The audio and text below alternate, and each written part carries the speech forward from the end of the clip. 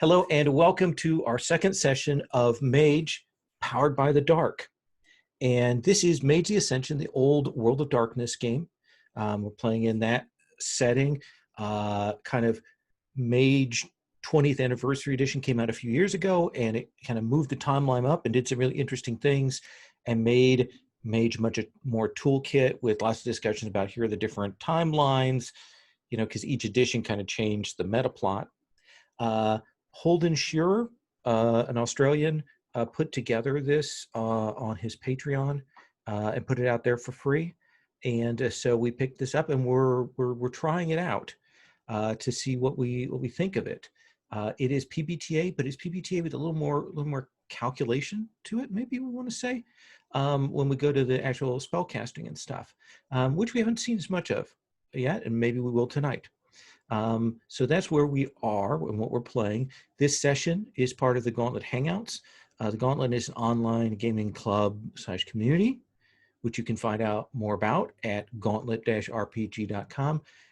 As I'm talking, not this coming weekend, but the following weekend, we have our Gauntlet Community Open Gaming, which is a free gaming event, tabletop RPGs that people can sign up for. We've got a lot of games filled. I think we're over half filled on the 48 events I think we have. But we've still got events with seats and lots of interesting stuff, including Trophy. If you followed the Gauntlet and have heard about that, we've got some sessions of Trophy that are still have seats. But you can check on that. Last time, our characters were asked to go to a town called Madding, and they were to investigate a location that had popped up, had appeared in the city. And when the group arrived there, they found that there was a wire fence, chain link fence around it with that kind of plastic material on the inside.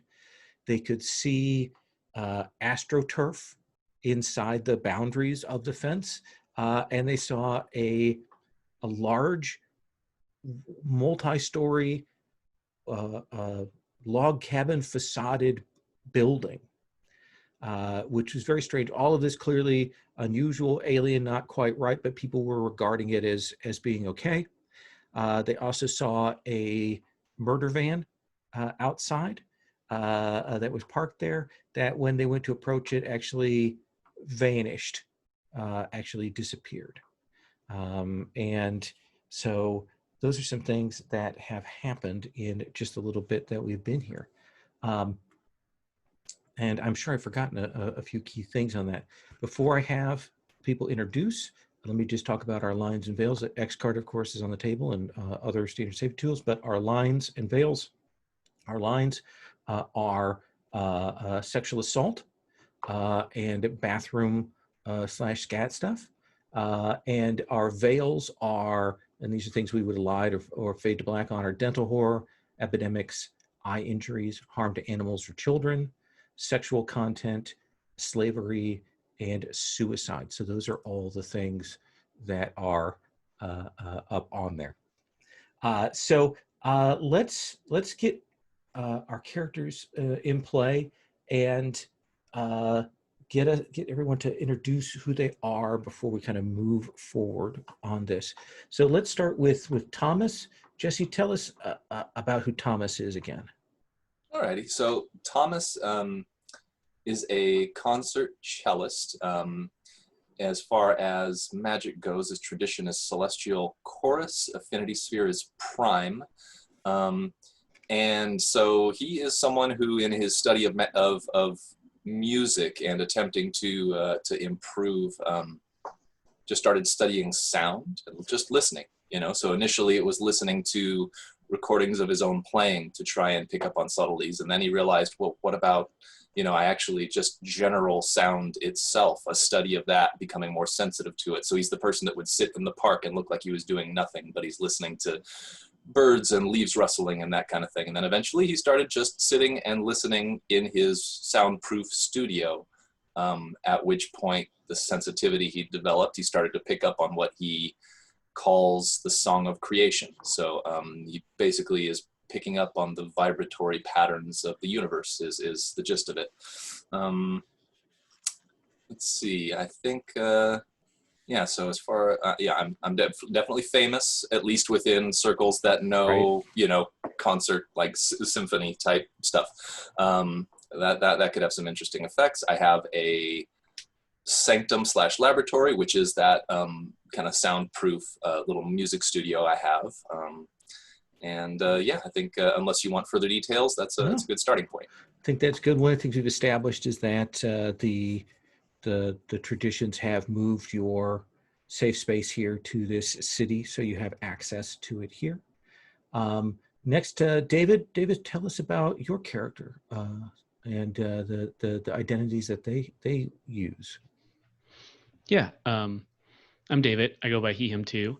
I'm playing, though, Clay Charles, who goes by he, him, although occasionally she, her, when she is on stage, as I picked out the great name Thea Colt. Learn the secrets of Thea Colt tonight.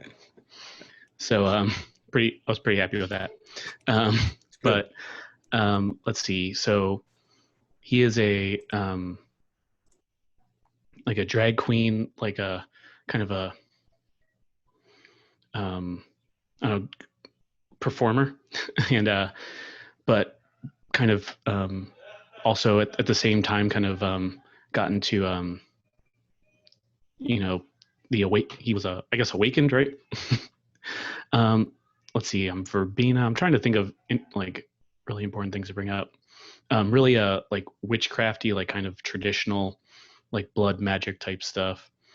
I did switch one thing, or I switched a couple things, but sure. One of the tools, I think before I had something like animal sacrifices or something, and I think you probably pointed out, Lowell, like, hey, we don't want to go into animal cruelty too hard. And I'm like, that's a really good point. So I switched to dance and movement, which makes way more sense as a drag queen anyway. Yeah, so that's good. Probably a lot of these performances may have been subtle spells that he was weaving at the time anyway. But and I did switch also to famous, and please feel free to veto it, Jesse, if you want, since we're doubling up on famous now. But it made more sense. I forget what I had last time. I think it was I knew people in high places or something.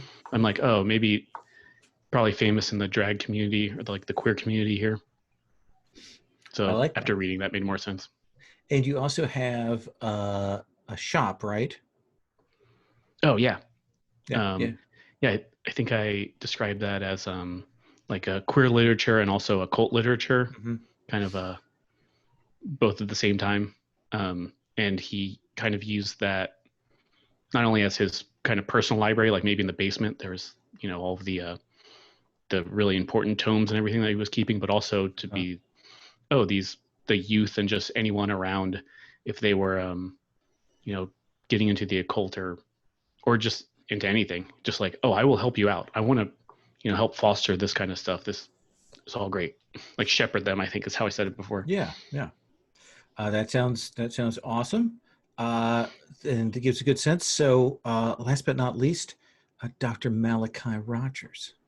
Hi there, I'm Tyler, he, him pronouns, and I'm playing Dr. Malachi Rogers, also he, him pronouns.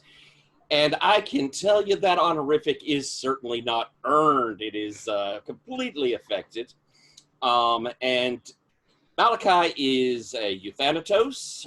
He is a reality hacker. Order from chaos is one of his principles.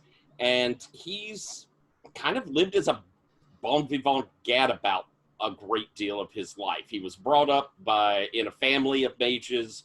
His uncle was the first one to discover that he had talent and tried to train him in his house, in his tradition, which was Order of Hermes, and that was not Malachi's way at all.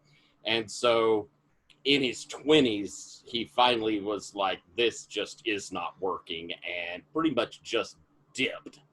And that was when he found the euthanatos, found his true calling, which is playing with entropy, playing with the lines of fate and probability.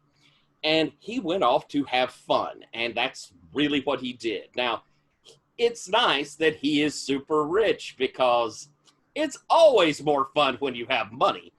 And he went around drinking and partying and gambling and all that sort of stuff, and trying his best to ignore the war that was going on in the supernatural world,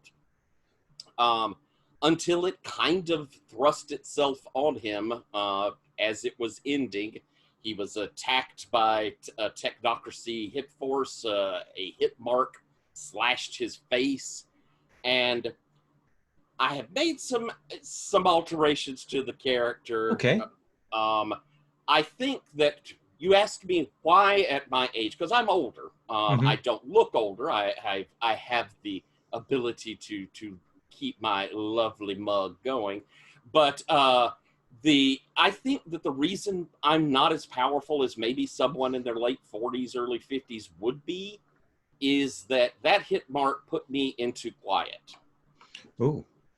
And when I came back out, some of the things I had learned had been stripped from me. I think I was a better entropy mage and a better forces mage, and I traded out one of my spheres. I got rid of my correspondence, which I realized was a conjunctional power anyway, and I couldn't use it.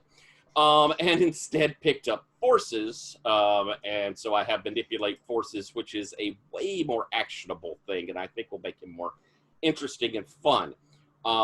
He has cloaking, arcane cloaking, which kind of makes it easy for him to dip off, to make him hard for footage to last around, to be noticed by mundanes, and to an extent by supernaturals.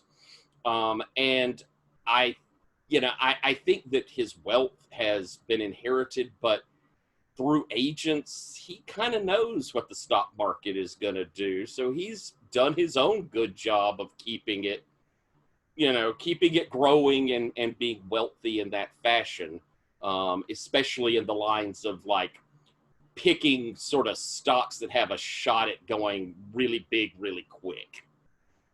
I guess that's pretty much. I've also realized last time I re-listened to the session, and I was going really old with my voice and really timid with my characterization, which seemed nothing like the guy I described. So I think we're going to see a bit more youthful, energetic-y sort of Malachi going forward. You're muted, my love. I'm muted. That's what I'm saying, is I'm muted. So yeah, I played on Monday and I was the worst on my muting. I could not remember to unmute myself. So the three of you, we're going to essentially have Silas kind of fall back with the lemo to a safe place a ways away, to kind of keep observations around on the area to make sure nothing untoward happens.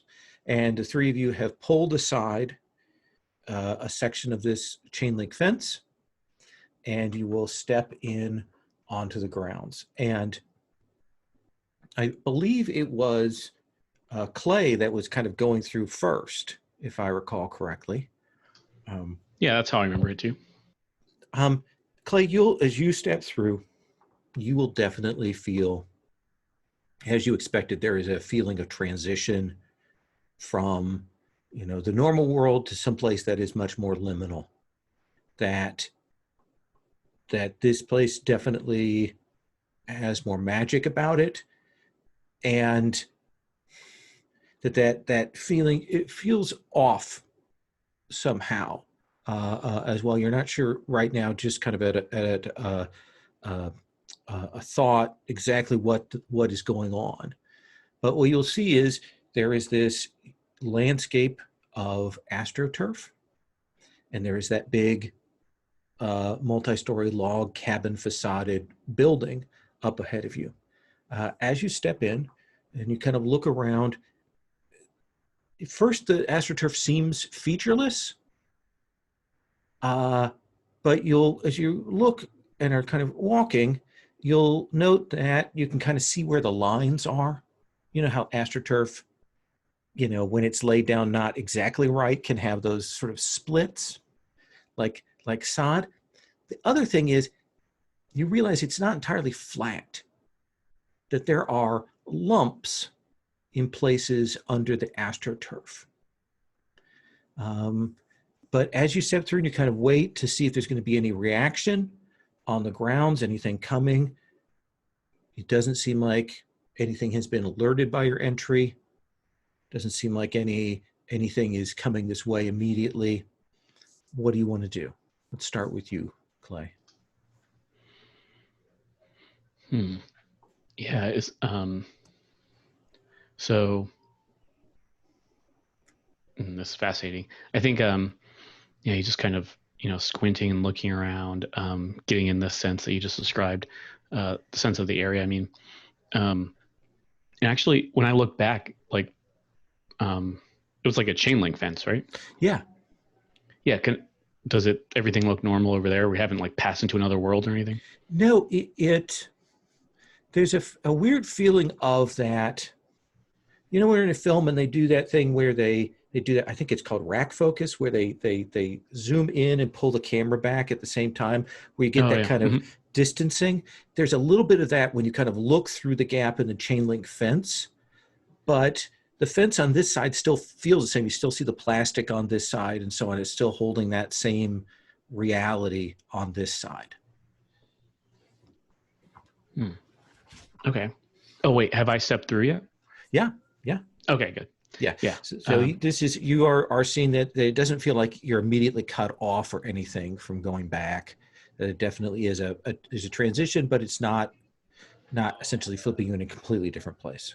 Gotcha. So I think he just kind of does I don't know, like a like a dramatic shaking, like shaking off like a dog, maybe almost like reminiscent of that.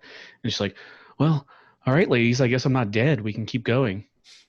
And just kind of keeps walking forward. Clay, what time of year is it? I don't think we've established that. So what time of year is it? We're going to assume not winter, because we didn't establish anything about snow, but are we in spring? Are we in summer? Are we in fall?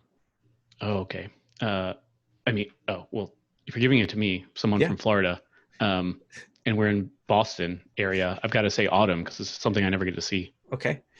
So there's a little bit of that kind of crisp wind that catches as you come, probably dressed in, sweater weather here.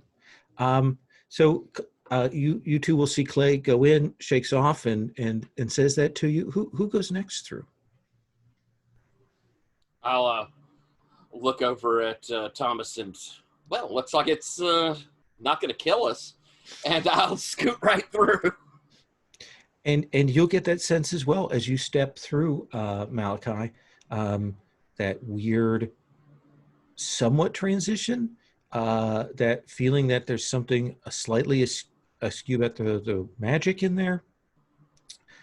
You'll see how the ground is covered, how there are those lumps and weird patterns on that astroturf in that building that seems all quiet up ahead.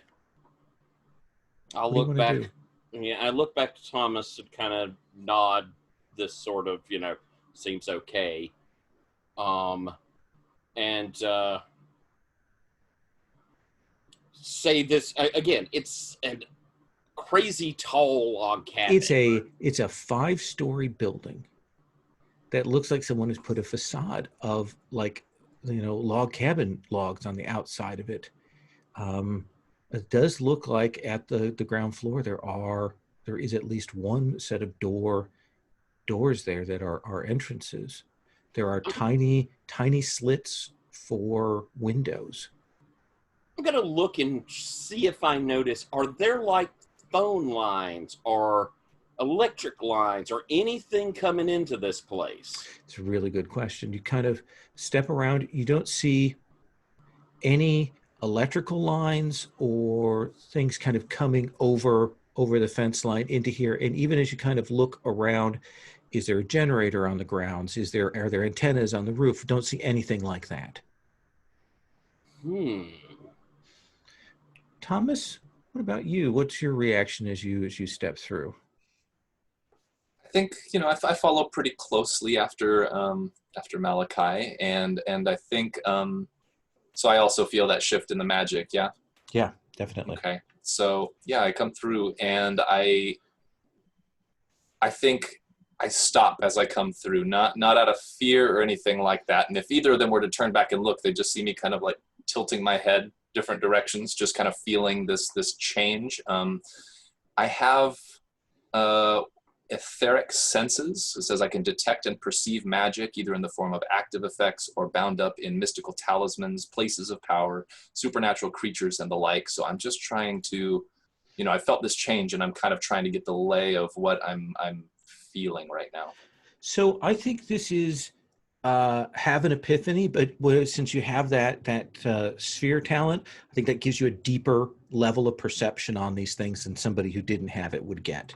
Does that seem like a fair way to handle that? Because it doesn't feel like it rises to the level of casting a spell, because it's sort of a passive effect. So that is rolling with dynamic. You're muted. Sorry, I'm missing the link to the rolling. Oh, here. Room. Sorry. No, I've got it right here. Yeah. Here we go. Perfect. Thank you. All right. So you said with advantage. Is that what you said? With dynamic. Oh, dynamic. Okay. Yeah. Let's see. Dynamic. That's my +1. And I'm sorry. You did say it was with advantage, yes or not? No. No. Okay, gotcha. I was okay. It's just using that talent kind of, but this. Effect, yeah. What I think okay. is it gives you access to probably deeper information. Perfect. Yeah. Okay. Just clarifying. Sorry. All right. Here we go. That is boxcars. Boxcars. You will realize that this building, this space that you're in, has been torn out of the outer realms and pulled through the gauntlet into the real world. That this was not, up until recently, was not part of the world. It was outside in the places beyond that they used to have chantries and facilities and things like that. And you can still feel that, the ragged edges of that hovering around. And you can tell that what you're seeing here is a facade. There's some reality to what you're seeing, but it's a facade covering something else. Almost like there's some kind of magical defenses to try to kind of either compensate or hide or create an illusion that aren't working particularly well. That something has damaged that. And so this is what you're seeing. You can tell that this is not the reality of the situation. Does that seem fair? Now you can, because you got a 10 plus, you can gain an insight, you can clear a condition, or you can carry +1 forward for this. Let's see. What is the? I'm sorry. I'm trying to remember the mechanical benefit of insights. So and insight how that works. is a thing that you write down, and when that insight applies to a situation, you're going to bring that in. Then you can roll with advantage. Okay, I'll take that. Okay, yeah, that sounds great. So figure out how you want to write that in, and you can put that insight there. So Perfect. What do you tell the others?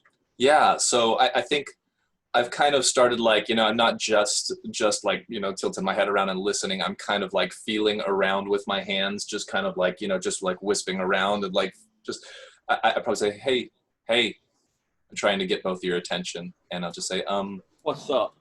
This place was not here up until recently. This is not from this earth. This is from somewhere beyond, somewhere outer, somewhere other. This is real.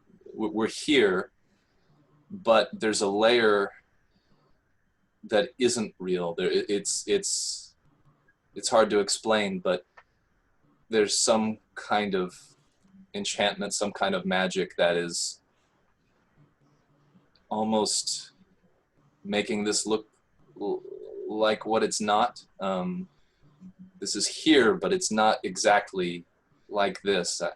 And I kind of just start shaking my head and walking around and continuing to just feel this. I'm a little confused and still not sure. Thomas, okay, it's concentrate, think. Yes. Does it feel like it is an illusion, like we're being fooled? Or does it feel like it has been brought from elsewhere, but we're seeing the elsewhere here? Both. This is brought from somewhere else, but there's a layer of something that is not quite right to this. This is really here, but there is a layer of illusion over the top that's not quite, it's thin. It's not completely there. Yeah. I'd like to try something. Sure. If it's illusion, and I don't have much to go for the here not there, or they're not here sort of thing. Mm-hmm. But illusion I might can toy with. I'd like to bring together my forces and my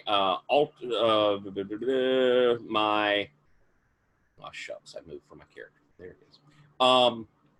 Control probability. Okay. And what I'm attempting to do is focus in the light here to just one spot on that building, looking for a moment where the illusion slips. Okay. I think this is in an area where paradox isn't going to apply. So even though this would otherwise be vulgar, I think here we can define it as coincidental within the realm of this space here. Oh, that's nice. Okay. You've declared the sphere moves that you're using. Mm-hmm. And you're going to roll at a +1, and then let's look at the magical effect modifiers. Is one of these your affinity sphere? It is. Are you able to use your personal tool or focus in the casting? I think there's a likelihood of that. Let me check to see. And if so, tell me what that tool is. Well, I use tricks and illusions. Absolutely. Okay. Would that make sense that knowing them would give me some ability to work with them? I think that makes sense, yeah. Okay. And do you want to spend a little time preparing this? Sure. So that'll be +4 total, -1 because you're in a horizon realm that is sort of working against you. Okay. But you're still rolling at a +3. That's pretty good. Let's roll. Oh, you fucking whore. My 6 turned into a 1. So that gives me, it still gives me a 7. It still gives you a 7. So the effect is going to happen, but you need to choose one. It's not as powerful as you hoped, or the storm gathers. I think it's better to have it not be as powerful. Okay. What do you suppose it looks like? I mean, is it like a magnifying glass shining light on a thing, or what is the actual appearance of this? I think that we see me kind of concentrate on it, and I bring my hands up, and as I do, it's more like the darkness crawls away from it, almost like if you drop a bit of oil in water and you see the spread. I think that's what it looks like. It just gets brighter as this thing sort of spreads in that spot. And I think we'll see that sort of that sheen and probably a ripple as that happens.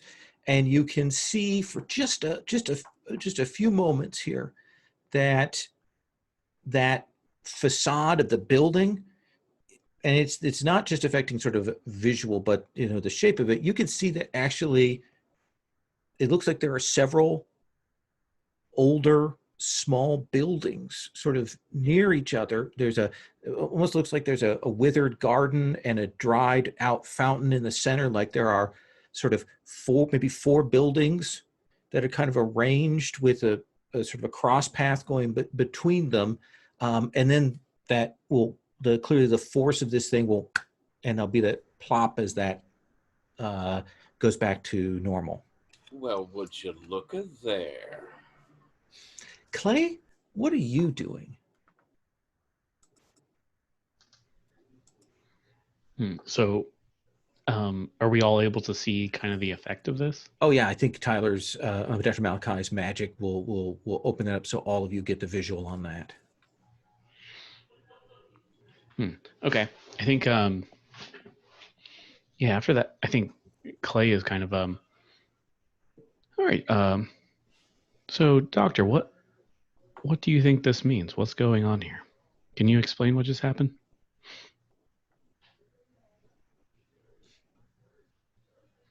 Tyler? Oh, he may have.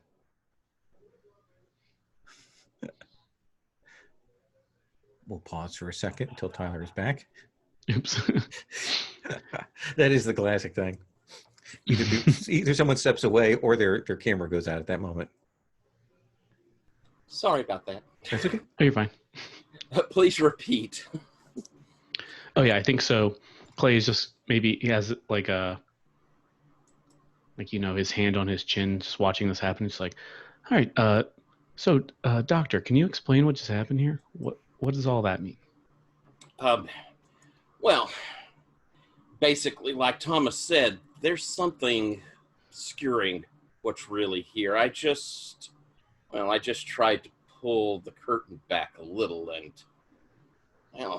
that we saw looks like multiple buildings. I'm going to say this. Whatever chose the illusion still didn't know how to make a good one that's passing. I mean, let's be honest. 5-story cabins aren't normal. But something's underneath it. And if it's coming from, well, the feel of it to me when I was casting is umbral. It's a horizon. This could be pre-war artifact.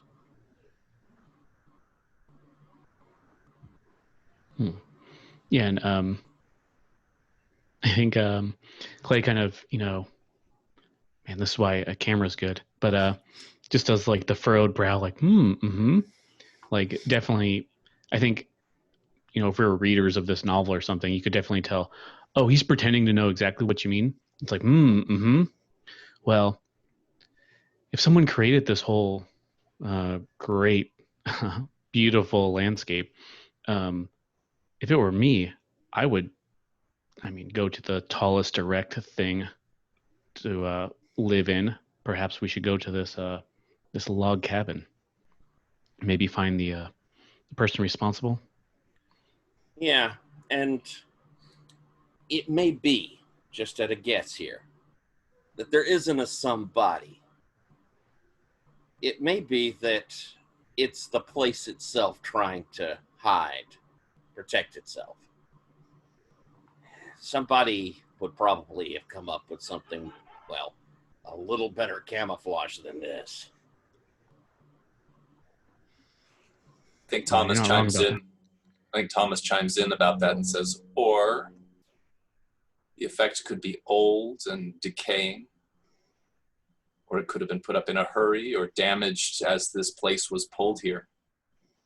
Kind of shrugs his shoulders. So Clay, what do you want to do? And he kind of just shrugs and just like, well, it's called the Crucible, and if I don't see Winona Ryder, I'm going to be very mad, so we should go in here. And start moving across the lawn? Yeah.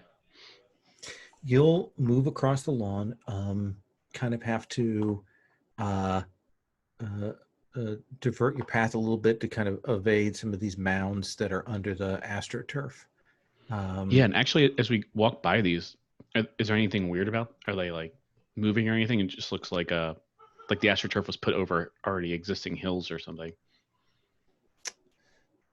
That's a weird little hill. It's like a pitcher's mound, but maybe a little bit oddly shaped. The astroturf is loose if you want to lift up and look underneath. Yeah. So maybe if we get close to one of them, okay. Clay will just kind of arch his eyebrow at the other two and just kind of walk over and try and do that. Okay. And there's that bit where you kind of reach and grab it, and it's heavier than you would expect when you kind of go to lift it up, and there's that sort of rubbery sound as it kind of some of it kind of disconnects from the ground soil underneath, and you'll kind of lift it and you look and you will see that there are a couple of heavily decayed corpses underneath the astroturf.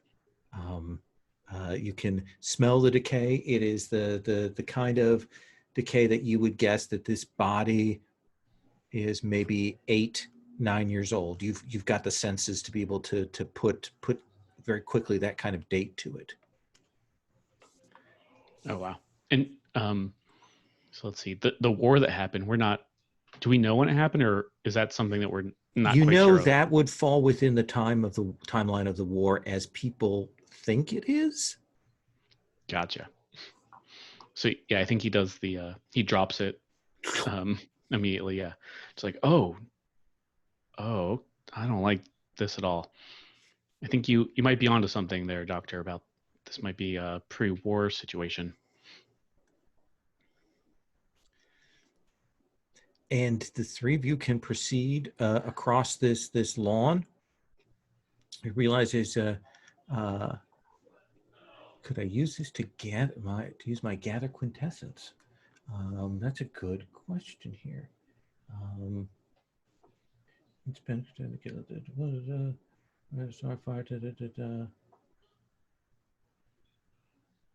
just an object power place of power temporarily diminishes the power of the place.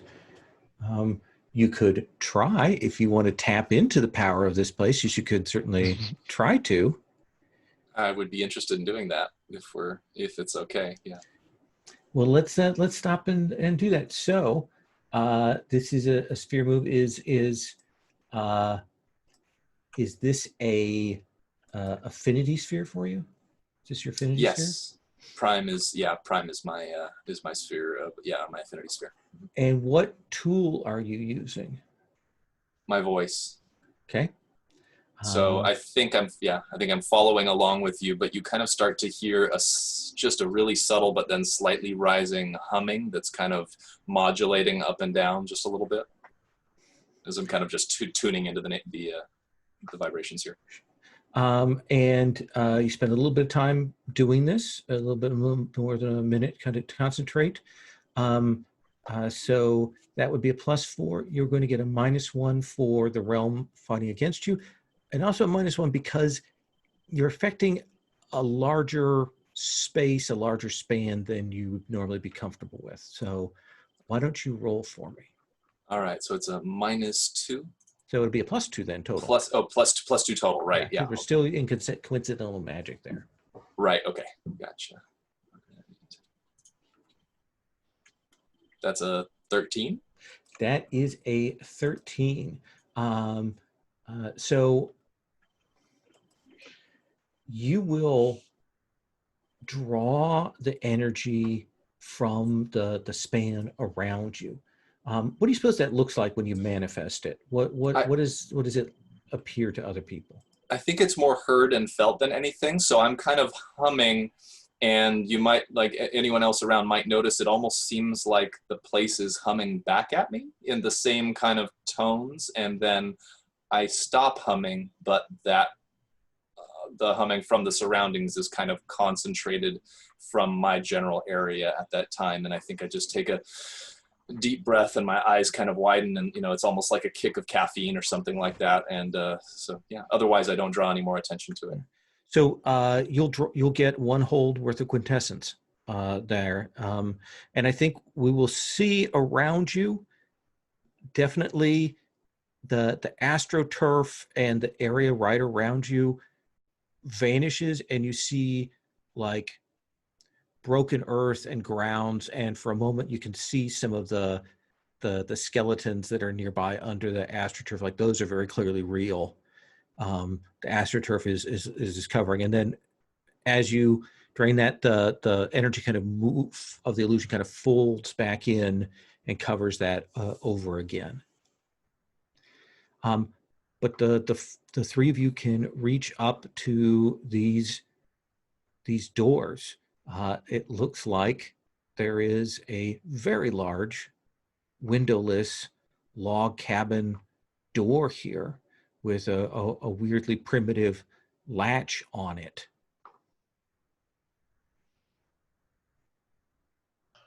What do you want to do? And Clayton kind of shrugs and just goes to knock on this.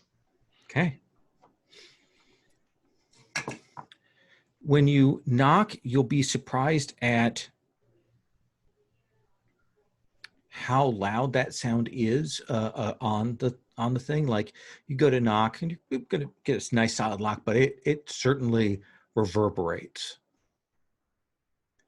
But you'll wait a minute, another minute. Don't hear anything. Nothing comes to that door. Seems like nobody's home. I'll try the doorknob. Kind of grab a hold of that doorknob and kind of give it a tug, I assume. Kind of give it turn it, see how it moves. Yeah, see if it's unlocked or anything. And I think when you do that and kind of pull, I think not unlike that sound that Thomas heard last time from the van, that sort of weird keening that was going on before it kind of vanished. You pull on this and you see this log cabin start tumbling down. It starts collapsing, and as it's like the top level is falling, and even as it's falling, the logs are vanishing. And there's this weird, from the top down, this sort of collapse and fading away of that whole log cabin imagery.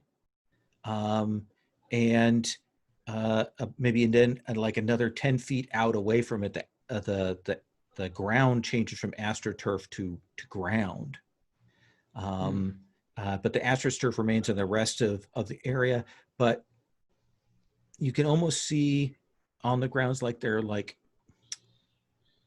weird, almost ghostly images of other buildings out in that, but you can't quite see them, like they're not, like they're half there.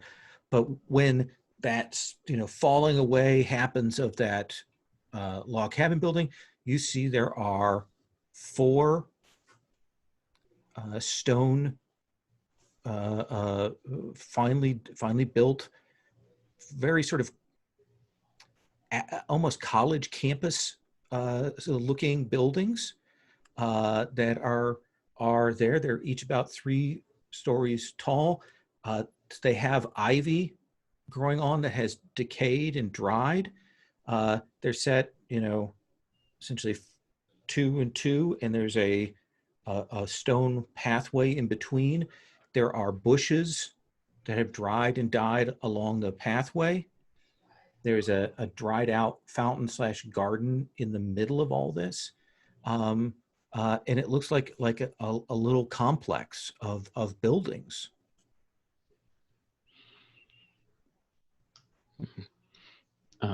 Yeah, and he kind of looks to the other 2 and just like, well, I will say I wasn't expecting that.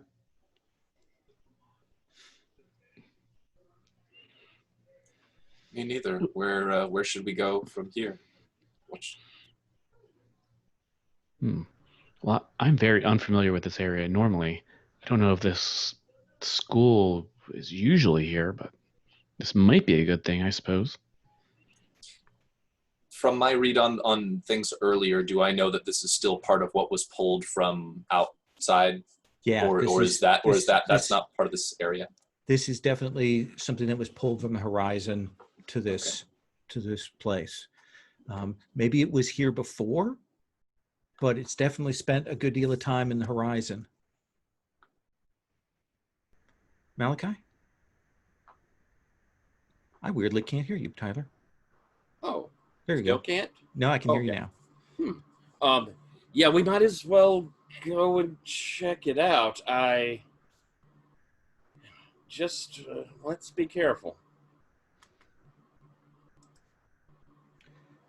And you will walk, and you can see that the 4 buildings, they face each other, and there are entry doors with like covered archways on the inside facing of each of these. So there are 8 total doors, little pathways. Again, imagine like a little complex.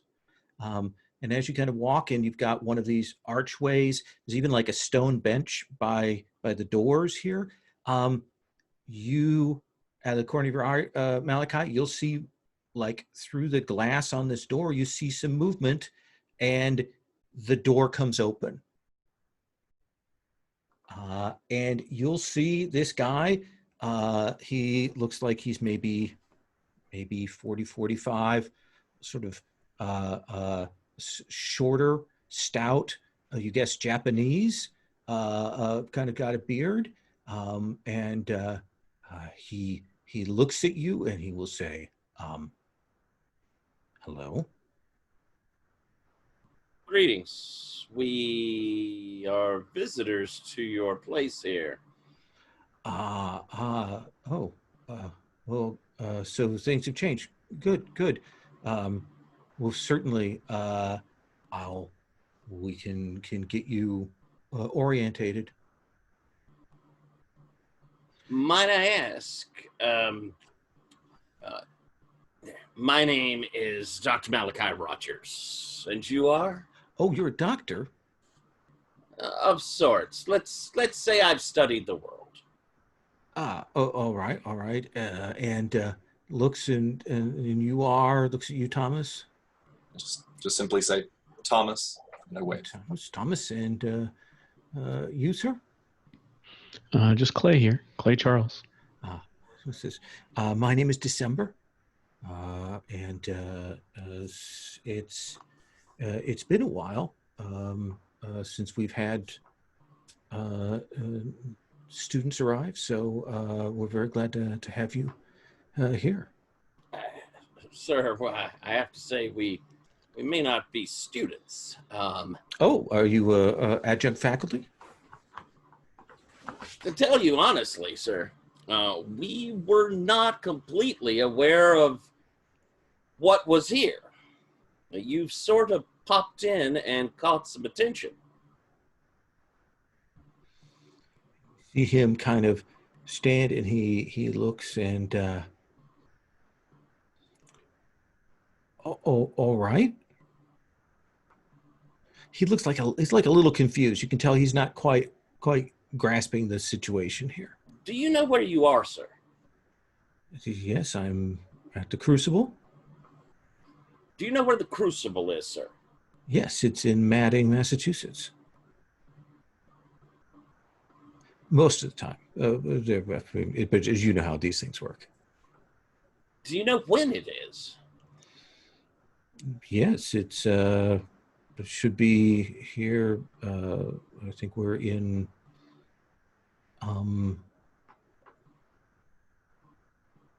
I have to check my calendar, my desk calendar. Sorry, it's just that the exact date is throwing me off here. I understand. You got an idea of the year? It's 2011. It is not, is it? No, it is not. You're a little late. It's 2020.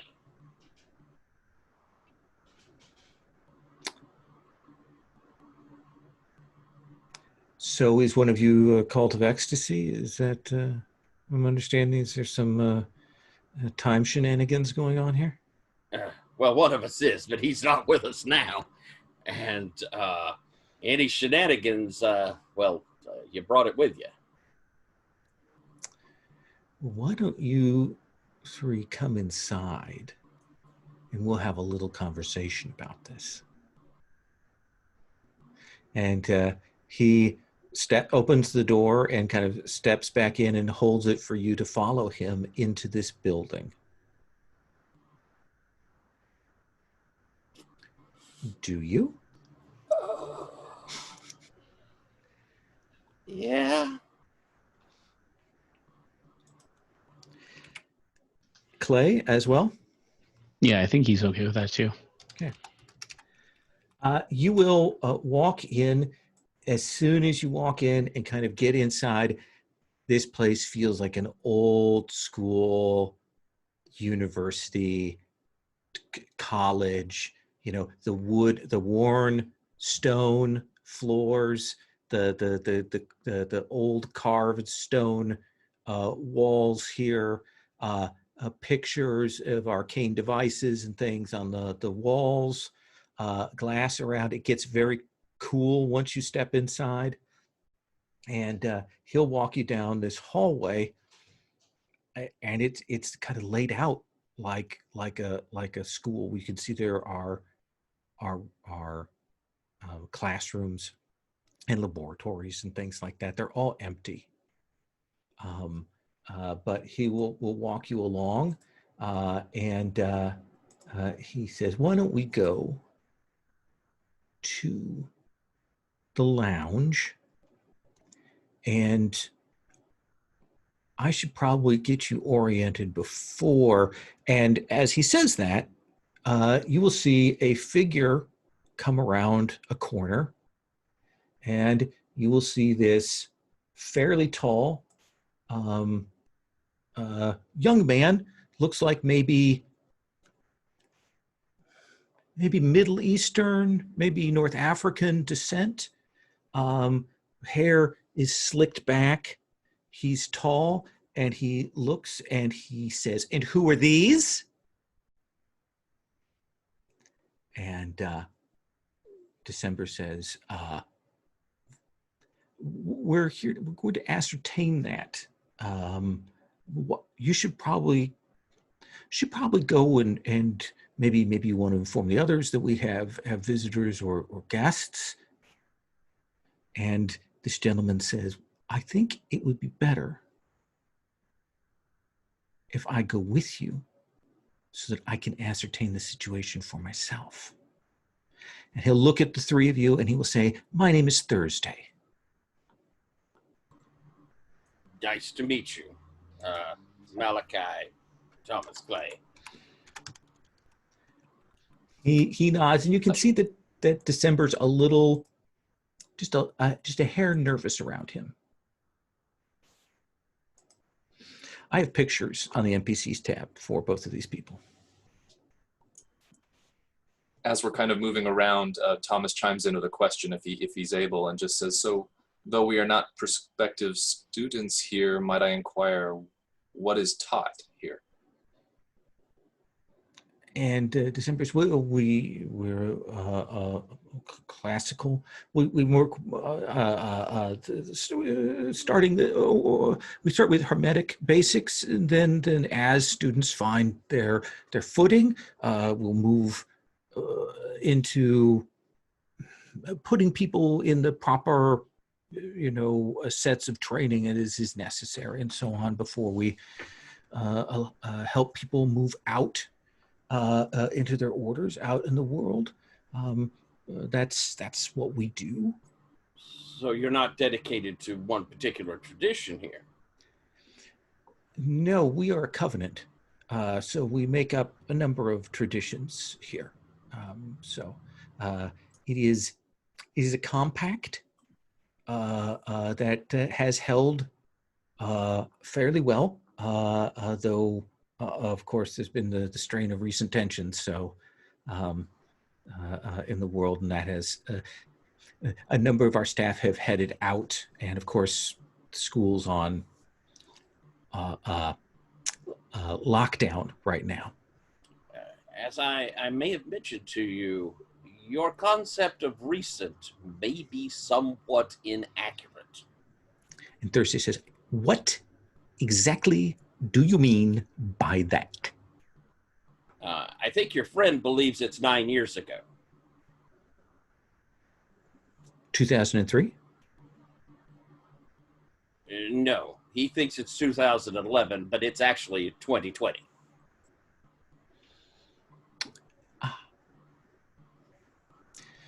And the five of you now will walk into a very classic sort of, a faculty lounge with, even though they don't allow smoking in here anymore, the tobacco smell still hangs to the wood and the cloth, and very comfy leather couches and things. And December will gesture for you to all sit down. And Thursday doesn't sit, but kind of keeps himself crisp and stands and kind of paces back and forth as he listens to what is going on.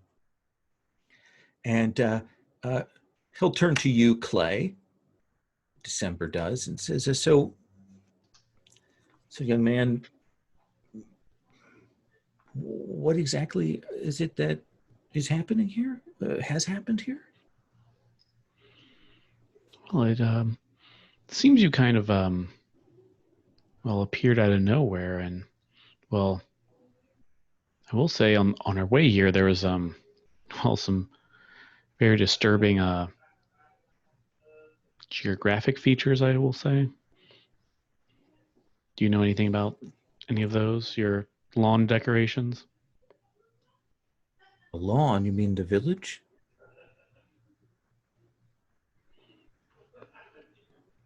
He just makes a face like to the other two as well. Just like, no, you seems like there was some kind of a bad situation that happened around you. Hate to be the bearer of bad news. So the chantry here, the school has defenses. It may be that some of those were activated, and perhaps the dragon. And when he starts to say something more, Thursday goes, perhaps December stops and says, perhaps there were other factors at play. Well, just here out of character. Yeah. When did the war start? Do we know that? You think maybe 2006, 2008. Again, vague. People are uncertain. Not sure of it. Okay. Yeah. They have a general sense of the period, but specific dates fly. So do you know about the war?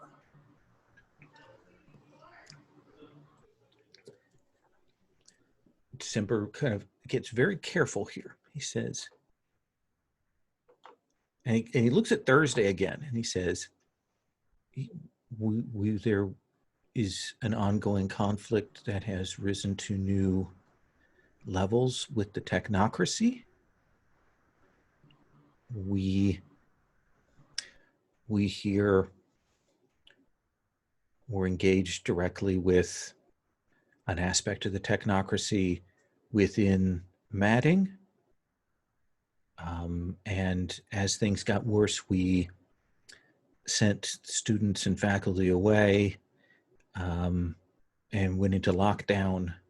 But that was a few months ago.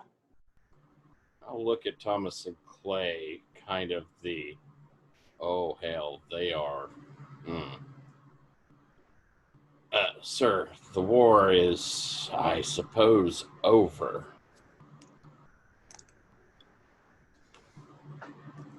Since you are walking around and he stops and he goes,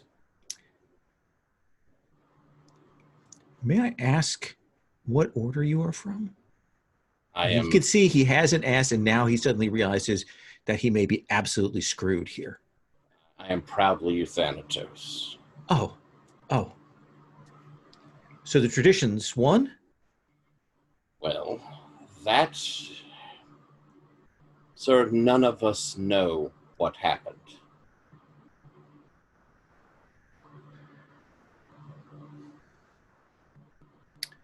Well, that is interesting. You may be a font of information that the traditions need. There are only a handful of us here. There are far fewer of us as well. Thomas thinks back to the bodies that were found outside and asks, and what happened to the rest that were here? I know that there were some attacks by Copernicus and the convergent dynamics. And I know that there were some things going on with the defenses a few months ago, but things have been... I fear that the defenses of the if what you say are true is true, I fear that the defenses of our building and other factors have perhaps blurred our own sense of the passage of time and our own memories about what has occurred here in the past few months.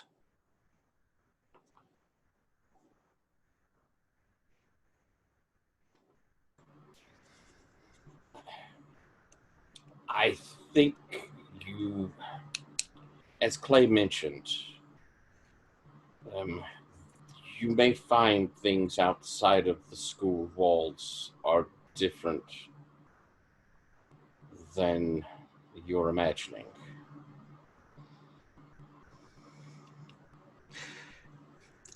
He says, Timber looks and says, I think that you three should stay here. And I should take Thursday. And we should go and find some of the others. And then we'll come back to speak with you. I check with the other two. Here's a question for Lowell real fast. Absolutely. Wasn't our original mission, didn't they say there was like a mage that went here and then kind of disappeared or something? Or am I remembering that right? That is correct. Okay, good. Yeah. Clay wants to bring this up. So he's like, all right. Well, honey, I would love to be a visitor here. And these Harry Potter vibes are incredible. And I love it. I'm told I'm a Slytherin, but I never got around to reading them. But anyway, I have to say, we're not the first visitors here, theoretically. Some people came here, at least for us, recently, and we're kind of looking for them. Do you know anything about that? See him pause, and he says, I'm not certain about that. But again, his eyes go to Thursday. And he says, but let me ask the others and see. I mean, if as you say, things have changed and memories have been affected, that there may be some situation I'm unaware of, and I should go and find out about that. And I should take Thursday with me and leave you here. Please help yourselves to the coffee and the Danish. We have a staff that bakes them daily. Just to be clear, we have been formally welcomed to your chantry, have we not?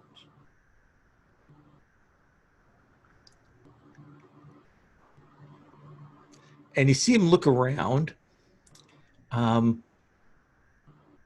think I need you to roll manipulate here. Okay.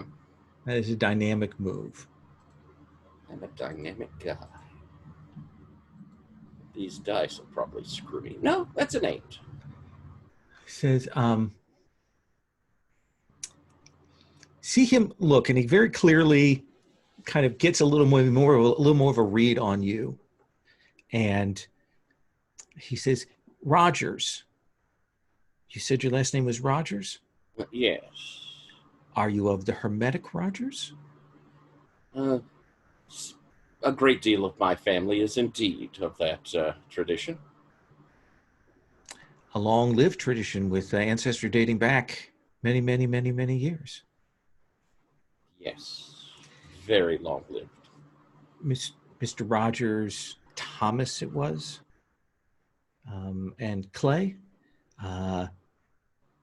I welcome you on behalf of the Chantry and consider you guests of the Chantry. I will mention to you that the defenses of the Chantry of the building, the school itself, are somewhat autonomous. And while I give you my assurances, I would suggest that you not wander too far within these buildings. Thank you, sir. We accept your hospitality. And he will rise and he will say, I will be back soon. And Thursday is very clearly reluctant to leave you three alone, but December glides him out of here.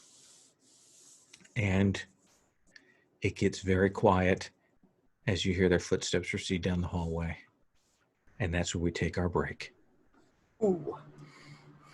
Amazing.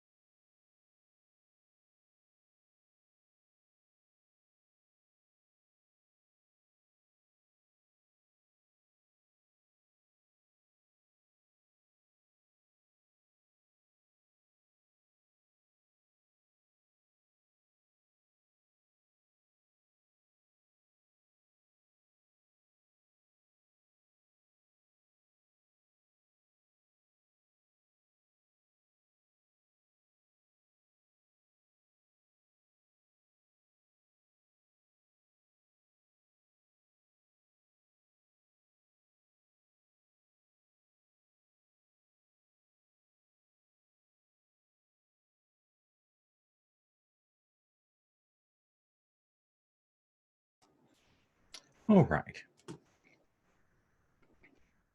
If I'd been clever, I would have paused the recording there, but instead there's that 5-minute gap. Sometimes people will come under my videos and write, there's a 5-minute gap at this point. I was like, okay. But you had a dramatic moment. Yes, I mean, I appreciate it. Tells me that someone actually watched to that point, and that's great. But I feel bad. I always forget to hit the pause. And sometimes, as I did, I lost a whole Godbound episode because I forgot to unpause it. Yeah, that's the real danger. Yeah. So you're left alone in this old school East Coast, and I say East Coast, but I really mean New England, a faculty lounge here. You can, now that you kind of had a chance to look, you can see where these are leather chairs and couches and stuff, but they've been cracked and patched over the years. You got that slight discoloration where they've used that stuff to kind of cover over and things. Everything is, once you kind of get a little bit more light on it, is a little more threadbare than it looks at first glance here. As they leave, I'm going to pull out a card, and you'll see that, I mean, I'll pull out the pack and kind of float of a minute and through my fingers before I pull out the Joker and set it on the table we're sitting at, and kind of on its edge begin spinning it. And I am having a bubble of the sound that we make inside of it not traveling anywhere outside of the bubble. Okay. That does seem like a magic. Is Forces your affinity sphere? It is not. Okay. So I am you using are a personal tool. Yeah. Are you gonna risk taking a full minute plus to cast this? I'll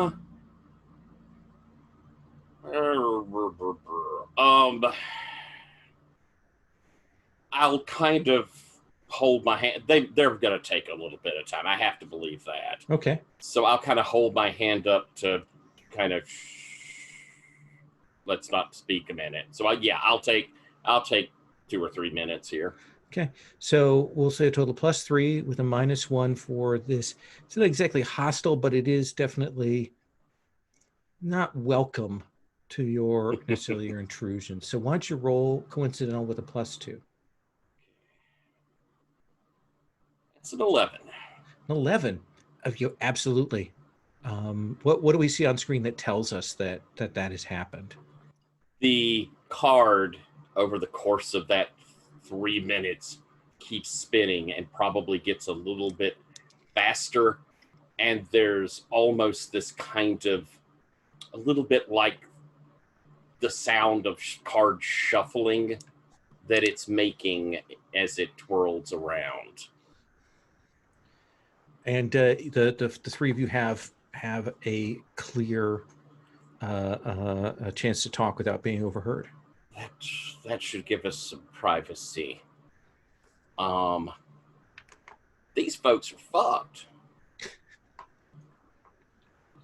You get a smile out of Thomas and says, that seems accurate.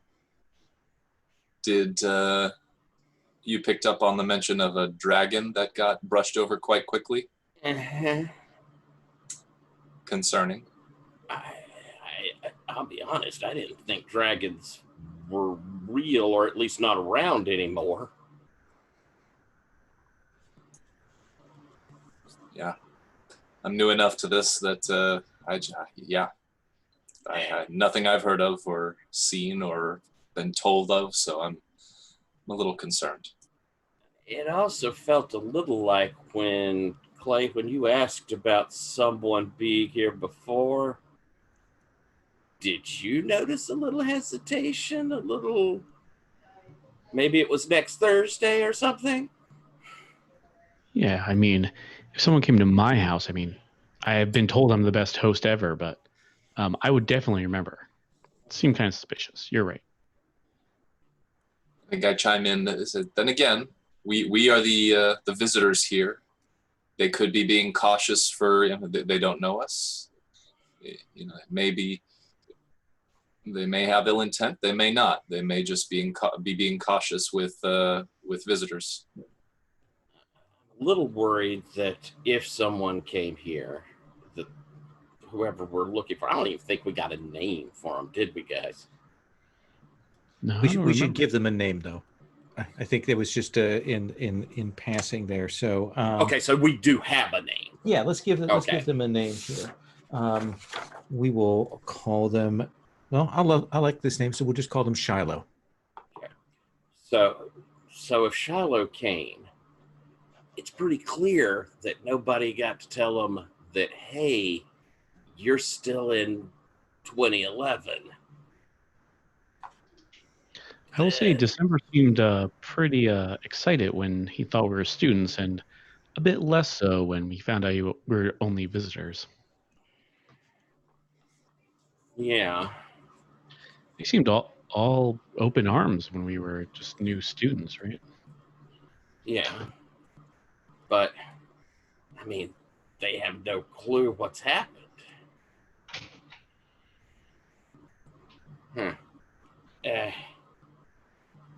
I have to, I mean, just off the get, I have to think that, I mean, there shouldn't be a reason that they're going to be angry with us or that we're in danger. Honestly, we're welcoming them home. It's a pretty shit home, admittedly, but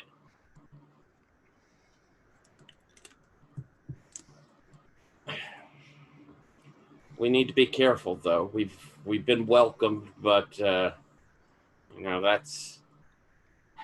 we can break welcome inadvertently if we're not too careful. We especially need to be careful with Thursday, with the way that December deferred to him and seemed unsettled when he wanted to come speak with us. He's probably the dangerous one. All right, well, let's keep our wits about us and I guess just be honest as we can be. There's no reason to lie to them. Agreed, we have nothing to hide. We should just be cautious. We are rather official, too. So. Yeah. What's left?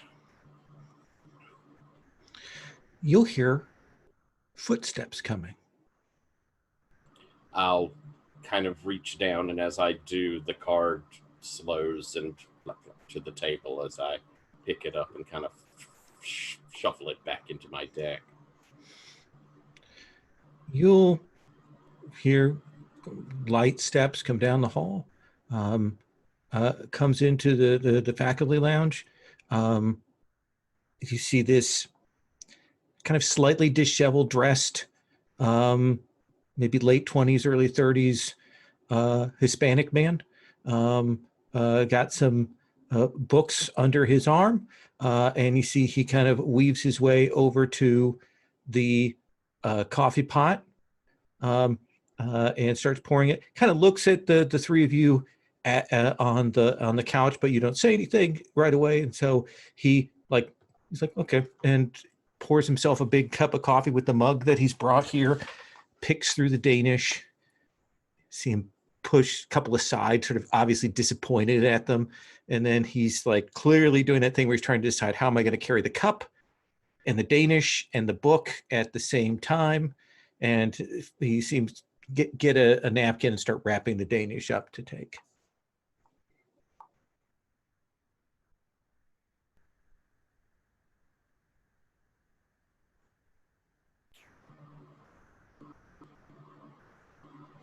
Hello. Whoa! Coffee goes everywhere. See him turn around.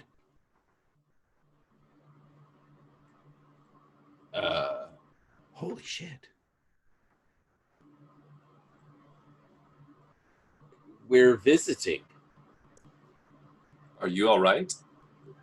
Sorry, I thought you were phantoms, or servants or something. I didn't hear anything. Wow. Wow, that coffee's hot. Uh, uh, Oh, honey, I was looking forward to drinking some of that coffee that's all over your shirt now.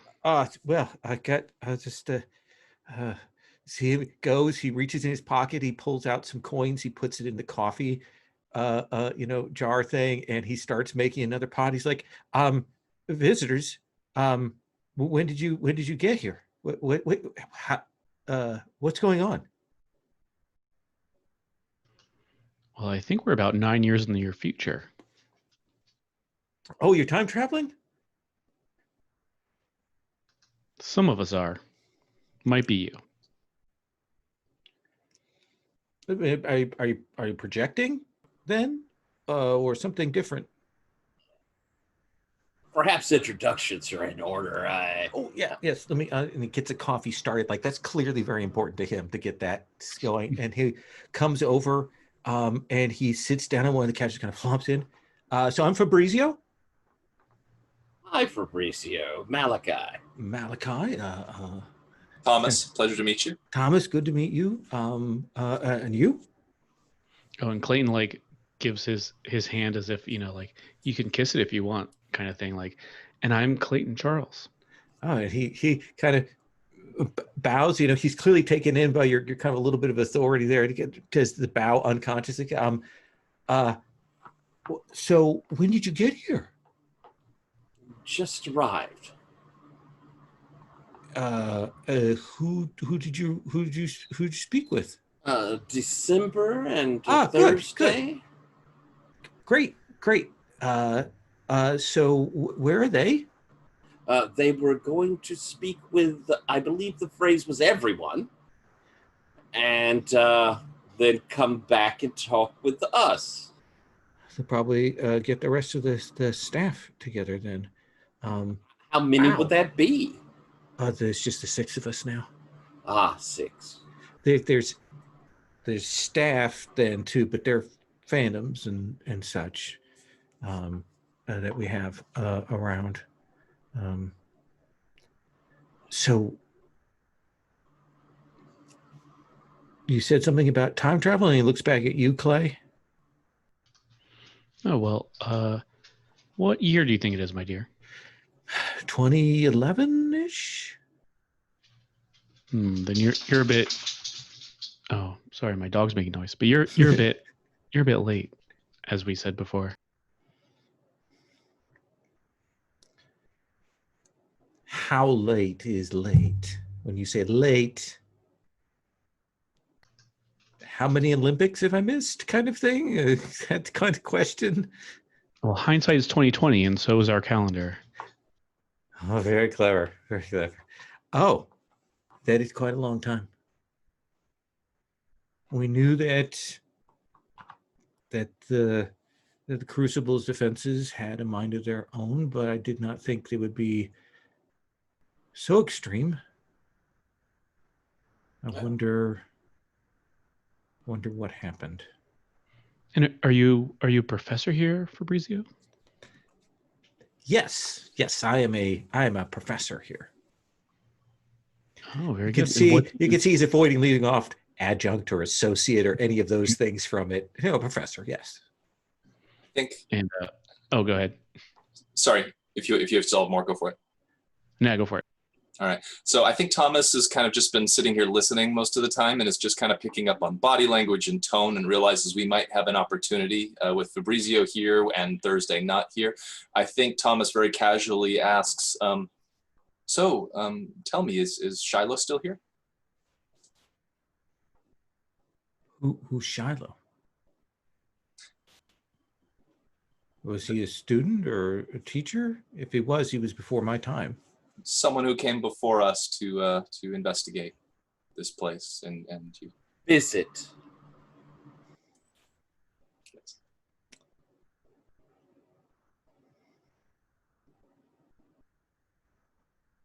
That would have been fairly recently.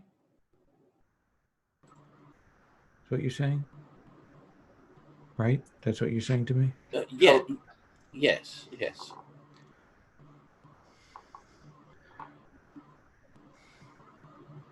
we had, I take it December didn't say anything. It glossed over, let's say. I think believe he was about to. Let's Thomas, I think you're the one trying to manipulate here. So let's have you do that. Let's have you roll All right. dynamic. All right. Let's see. A dynamic is +1.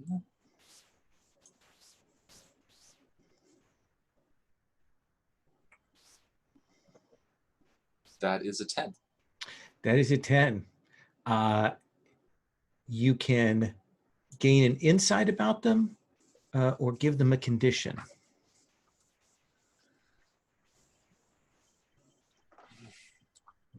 I'm interested in the condition. And I can kind of kind of tell. Do you want to get him shaky? Do you want him to be friendly towards you? What was it you want? maybe disarmed. Okay. Like so little is kind of just not thinking defensively in the way that he's speaking at the moment. A few days ago, there was an intrusion, and the defenses and such were activated, and the person was dealt with. We had assumed it was a technocracy agent from Convergent Dynamics somehow had gotten through. But that's the only person who's been here. I don't know if this is who you're talking about, but that's a possibility. They were certainly sneaking around, is my understanding.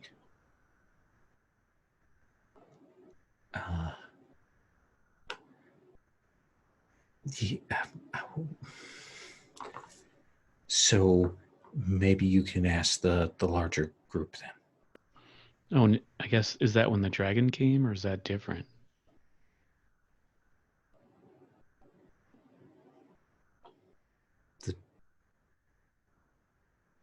So you see him stop, and he says,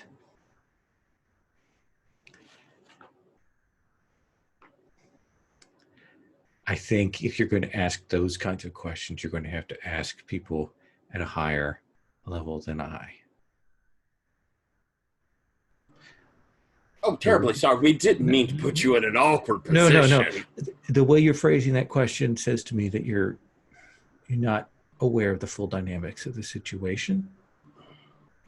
You are not very insightful. I don't want to take that amiss or anything, but just that's something that probably going to need to speak with March about. I understand it. I understand. It was just something casually mentioned by December. If by casually mentioned you mean let it slip, I assume that's what you mean. Assumptions are for one to make, not for one to confirm. Yes, fair enough. So, what's it like in 2020? Oh, it's shitty. It is ever so shitty out there. The absolute worst. Really? Well, I mean, did you ever watch a terrible show called The Apprentice? Oh, that's a garbage show. Well, Trump is now president.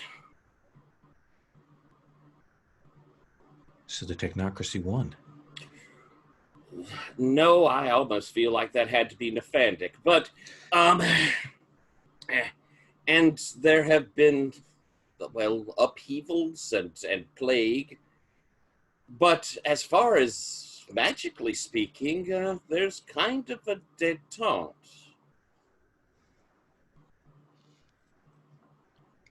So the war didn't settle anything? Well, you might have a better idea about the war than we do. No one remembers what happened.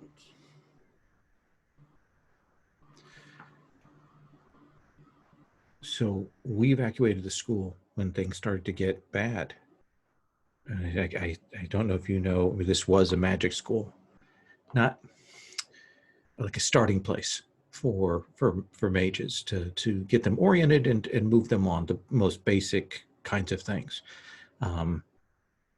It was an attempt. This was the Watchtower of the East, the standing point for the traditions here in the U.S.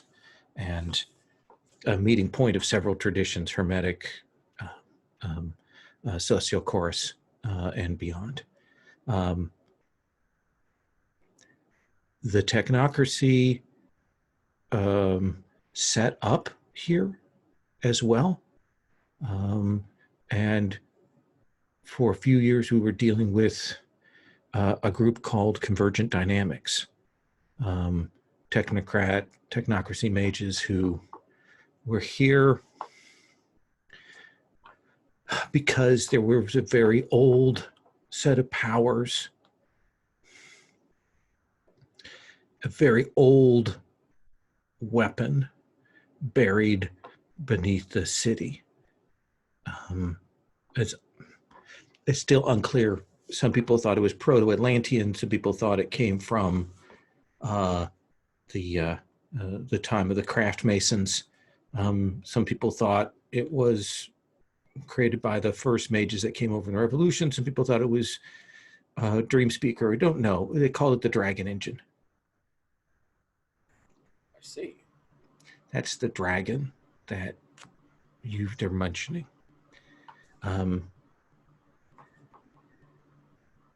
We evacuated, and there was a fairly major attack, and the decision was made to activate the defenses. Some of those were keyed into the engine itself.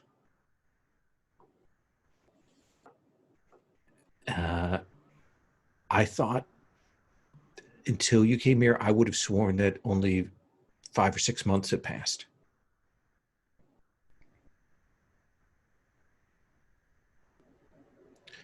Was only 5 or 6 months that passed for you.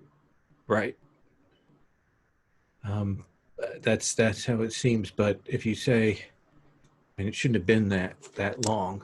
But Well, it saves wear and tear on the body. maybe it may well be that is that in fact only that amount of time had passed for us, or it may be that in fact that's all that I remember. Yeah, that's possible too. Please do not tell anyone that I told you about the engine. You have my word. I'm the heart of discretion. Oh, I might tell him about that coffee spill, though. Yeah, I think Right. that's going to. Not very sure I can hide that. And you'll hear a larger set of footsteps coming, like a group of people approaching at this point, and you see Fabrizio kind of does that thing where he looks around like, how am I going to do this? Do I go to another chair? Do I just sit here? And finally just opts to stay sitting here with you. And you'll see, yes. For sure, Clay tried, like, jokingly, maybe, like, pats his knee, like, you can sit here. He'll come over. Anybody kind of gives him an instruction. You see him kind of, oh, okay, and he'll move over next to you, like good. He needs like certainly some direction or reassurance. And you'll see December comes back. Thursday is there, and there are 3 women of varying ages that are with him, and you'll see the pictures in there. Of August, June, and March. And you can tell that March is in charge. And she comes in and she says, greetings to you, gentlemen. December has filled me in on the situation a little. You say it has been 9 years? Yes, that seems to be the case. Well, This is most unexpected for us. We've put our heads together, and none of us would believe that more than 6 or 7 months have passed. Though I will admit that none of us would swear as to the exact date. Well, in fairness, we had to make a step. There is at least some degree of horizon that we crossed to get here. I have to believe that that you are where we are, but maybe we were where you are.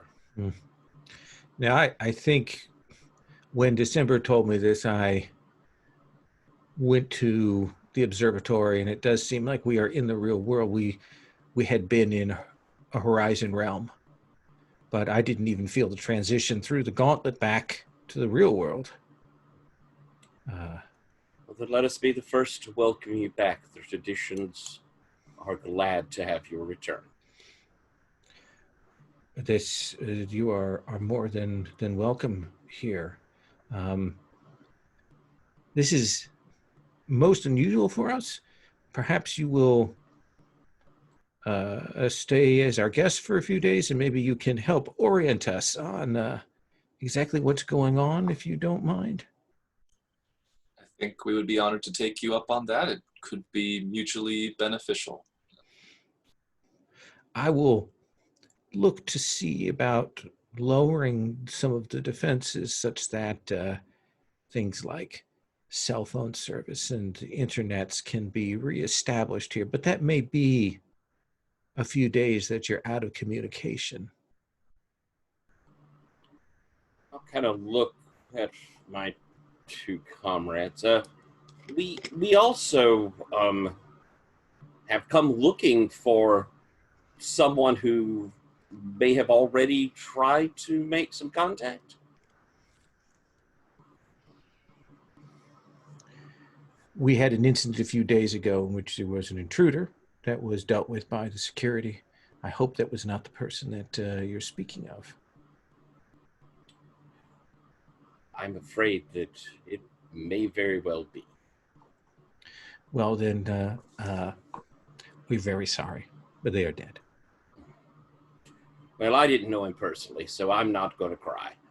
But, you know, that's the sort of thing, I suppose, that will be handled by higher minds. I think Thomas chimes in and asks, would it be possible for us to see the body and their personal effects? Thursday says, the body has been processed. May I ask what that means? It means he's been atomized so as not to allow any intrusion or infection or any other risk to the systems here.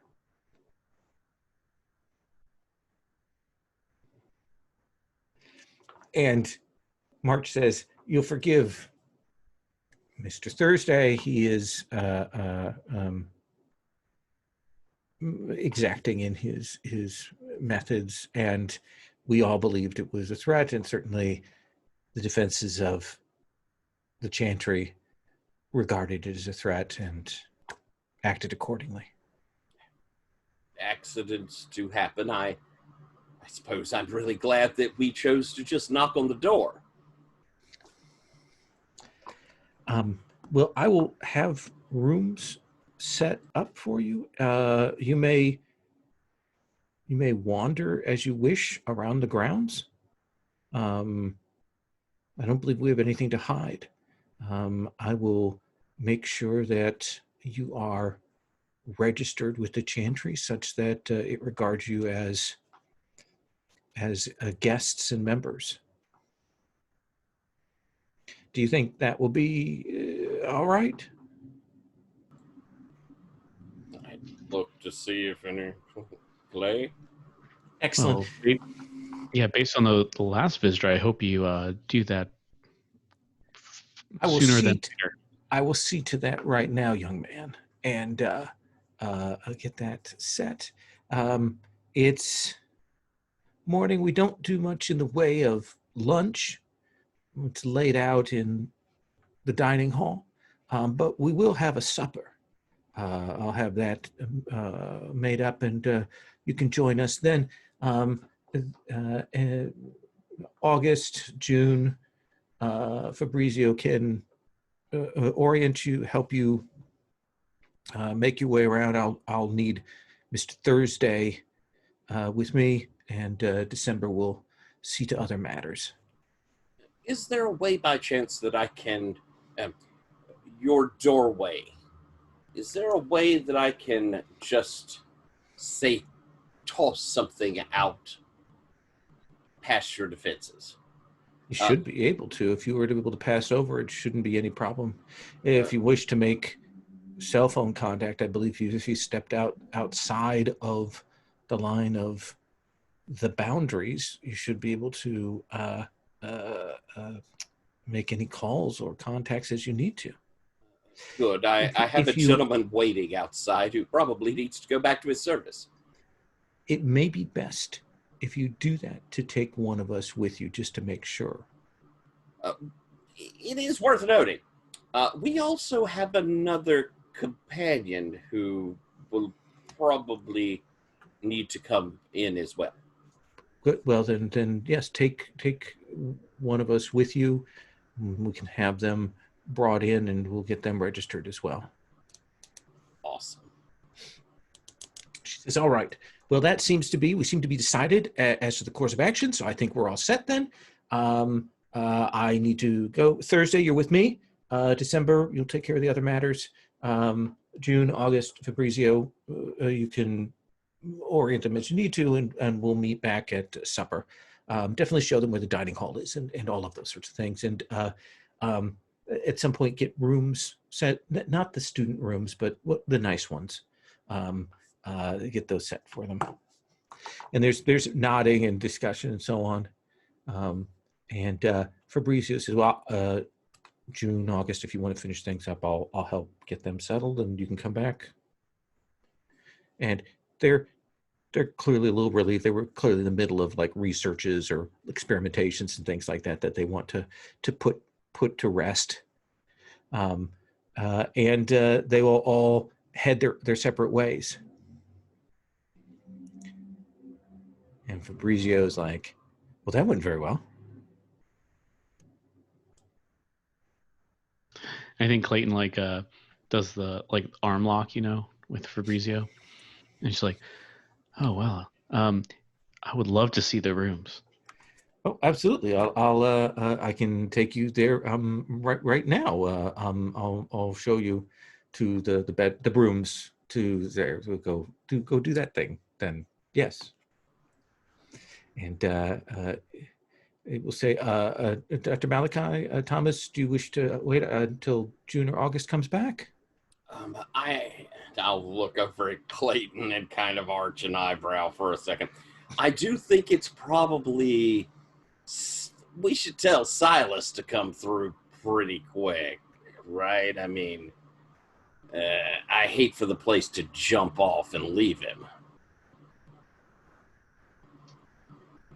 I think I'll chime in with that and just say, Fabrizio, would you be willing to accompany us to the edge of the Crucible?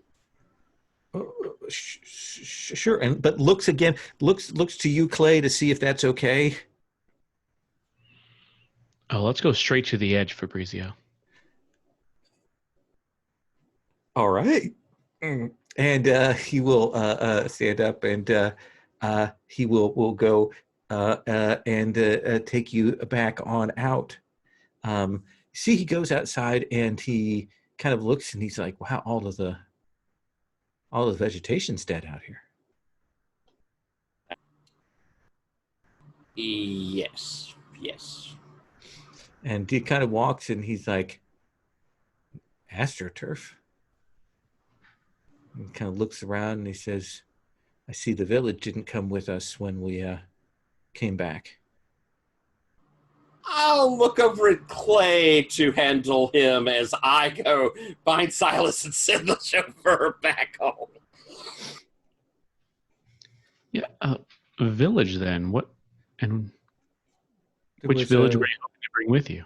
There's a village around the small small gathering of peoples and things around and outside the school on these grounds, but I don't see. They must have remained in the Horizon Realm. Did it happen to have some kind of log cabin or anything? We did see something like that. Log cabin? No, that's no old sort of New England fishing village design. Well, I don't know if you have. Well, I guess you haven't, but if you've looked through this AstroTurf or this football field or whatever's happening here, it's not very pleasant. What do you mean not pleasant? That it's artificial? Thomas joins in and says, there are bodies. We were surprised to see them. Young, I believe. You said, Lowell, they were like 8, 9, 10, somewhere in that range, right? Is what we could tell. In terms of number of bodies, you're not sure because they were spread around in different places. I meant age. I'm sorry. Were they young? No, okay. They were definitely adults. Oh, my bad. Okay. Yeah. Gotcha. No, but they were like 8 years of rot happened, right? Yeah. Okay.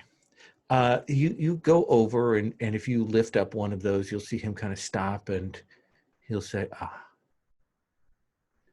he says, I suspect that these are from that last fight that we had with the technocracy. I recognize some of the clothing here. We had a number of the staff and some of the students go out to hold them off while things were activated. Right. And then Clayton he puts his hand, like walling against his face just to do a stage whisper, and it's like the dragon engine, right? Yeah, maybe not saying that out loud. That would be appreciated. Just so, again, I did not tell you that. No one heard that. That's not a thing that I said. I did, but not really. Okay. Seeing how uncomfortable he is, I think I changed the subject a little bit and say and ask. So we've been given passage through here. The defenses that have been mentioned, shouldn't react to us as long as we're, behaving. And I smile. It's like, but could you tell us what the nature of these defenses are?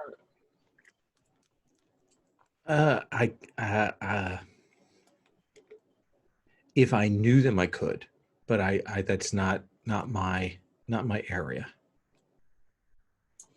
Fair enough. Not my specialty. Fair enough. March or December could probably give you a better sense of that. Dr. Malachi, you will go over to the gate through the chain link fence and pop your head out. Go back to the limousine. Your driver's there, and Silas is there, and you can get them out of there. Yeah, I'll send driver away. I'll contact you when I need to go. And but Silas, I guess we're taking him in, sort of thing. Is that sure? Let me tell you something before that happens. Uh-oh. So as you kind of getting Silas out of that car and stuff, you look across the street. And you see, standing there, kind of trying to look a little more casual, certainly dressed in kind of like an army jacket, like army surplus kind of things.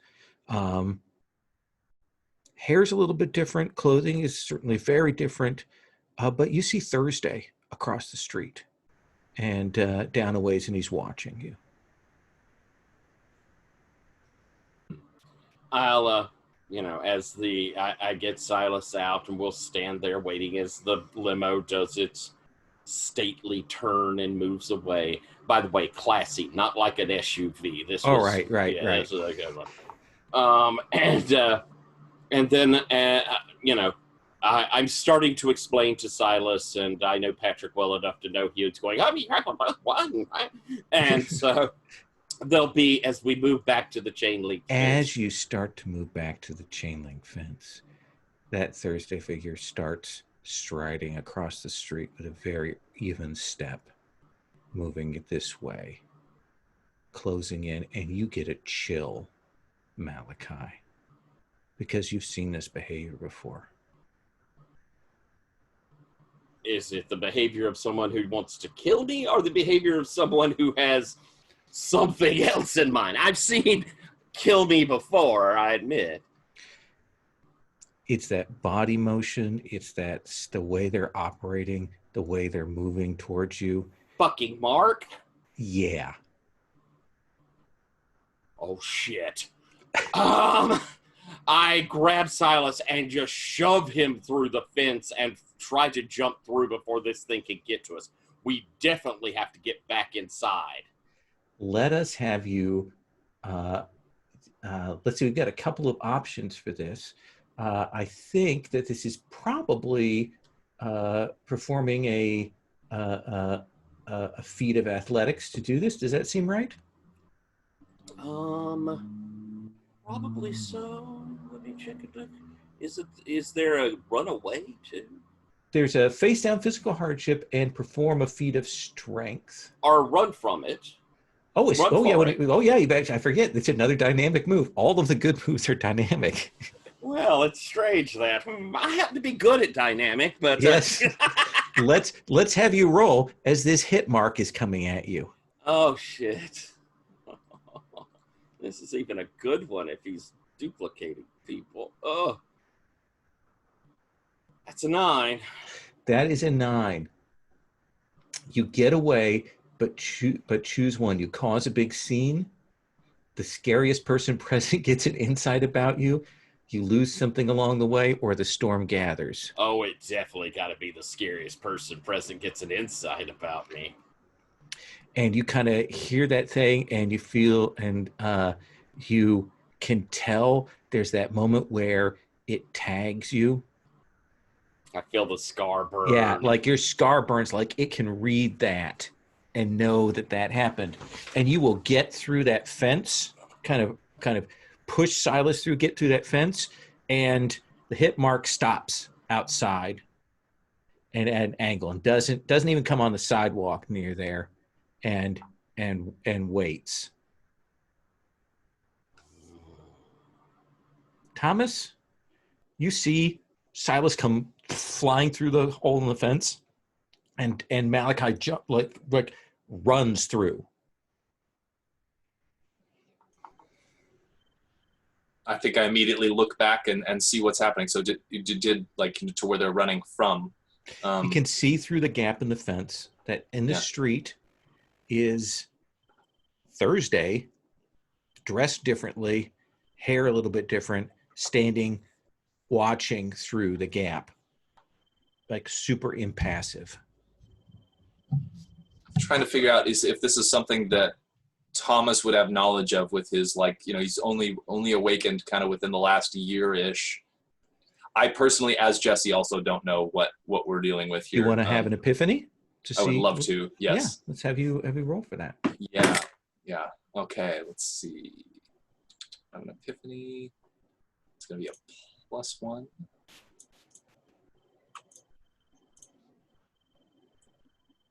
That's a 6. So I am going to give you the condition scared, because all you heard about hit marks is that they are implacable, Terminator, killing machines that cannot be stopped. They are murder bots for killing mages. Every story you've been told is the most terrifying story. And you know that scar that runs down Malachi's face is from one of them. I start stumbling backwards. I might even fall on my butt and then scramble back to my feet. And then I think I try to grab on to Clay if Clay is nearby. So we have to run now. And I'm gonna start booking it along with Malachi. Okay. Malachi, you can grab Silas. Are you running across the lawn back to the building? Yeah, and I think that as I see Thomas moving and grabbing Clay and I guess Fabricio, I'm going, hit mark. There's a hit mark. And you see Fabrizio kind of goes, no, it's not. And then he looks back. He's like, oh, it is. Oh, shit. and starts running along with you. And you guys will hit the building, the four of you. And Fabrizio is like, you need you three to stay here. I need to go and talk to March. You need to see if Thursday is in here.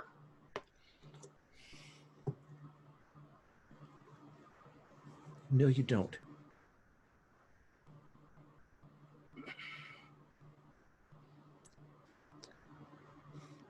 Was that him? No. Oh, fuck. You turned one. We had to. It was very difficult. It cost us some people. He doesn't know what he is. He doesn't know that he's Turned a hit mark. a mage killing robot. He's part of the Chantry.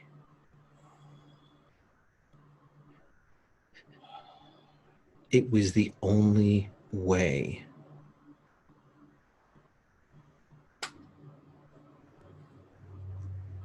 Tell them. Go tell them. Yeah. Just make sure you don't say anything about that to him. It's not going to break, but why should we take a chance?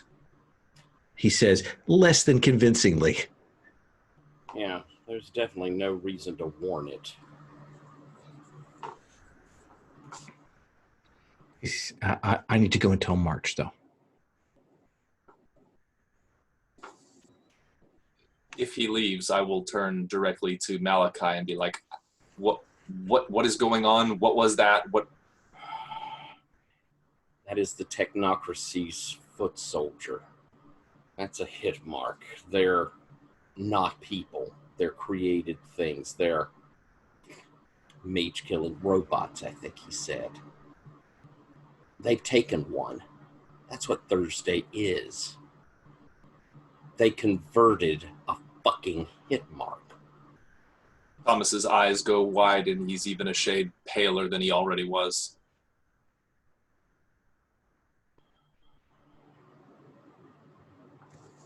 Oh, this is dangerous. Well, that would explain some of the animosity here, but why are there two of them? Did he... I know that they think that they're at a certain time, but does that mean that they eventually go back? Or do they all look the same? Hit marks depends on their their design. Hit mark 3 would look probably like a cyborg thingy. Hit mark 4, 5, they can look like a person. 6 can look like anything and change constantly.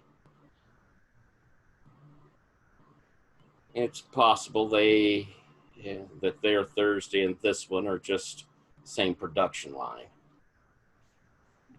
Well, as a fan of James Cameron movies, I'm personally offended that it became a reality. Well, he got his idea somewhere. Make note that I'm a much bigger fan of Titanic. Agreed. He could have got on that door, though. So Thomas at this point is kind of like peeking out a window and is like, are we safe in here? Is this 10 to 1, okay? yeah. I'm betting their defenses are strong enough. It hadn't come in before. And it seemed to hold back when I shoved Silas and I through. It's not willing to press. But they are in communication. Techs are going to know we're here. It's already sent word back to the hive, the central processing unit. Thomas thinks about this for a second and just says, then I guess we're not going out that way anytime soon, are we? Probably not. Fabrizio says, I'm going to go talk with March. tell her, make sure we get all the defenses are in places need to be, make her aware of the situation, make her aware that Copernicus knows now that the school is active, and I'll see you three again later. Okay.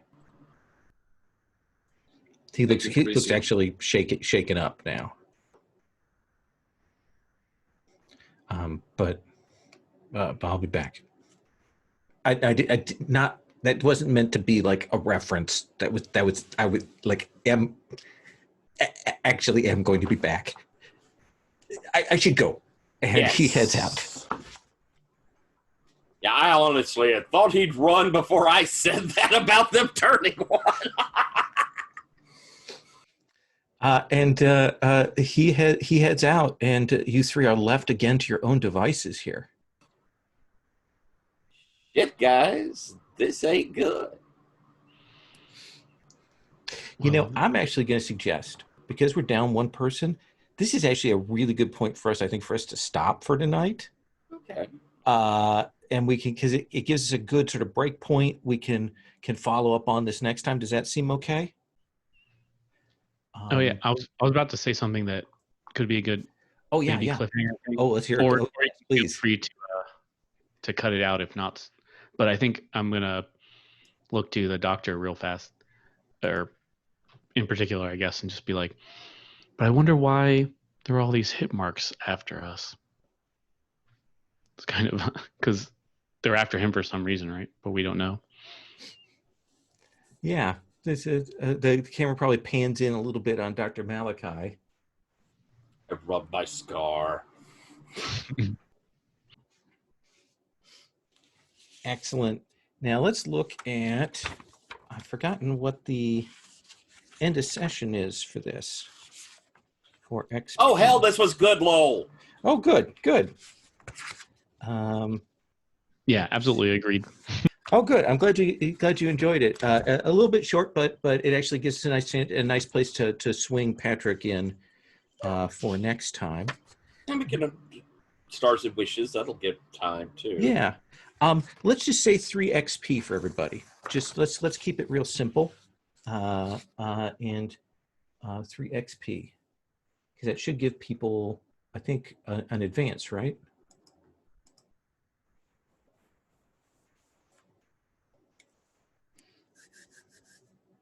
This is a system with XP on a miss, correct? It is, yes. Okay, perfect. Yeah, then it ticks me over. Excellent. I'm at 6 of 8, but I'll bet I'll get it next time. Okay. Is the tick 8? Yeah, the tick is 8 on that. Oh, yeah, I'm on away as well. Yeah, let me make sure on what the XP thing, if it's, of course, this is not exactly the best order of things. So let's see. Moves. And of course, there's no index. There's sphere moves.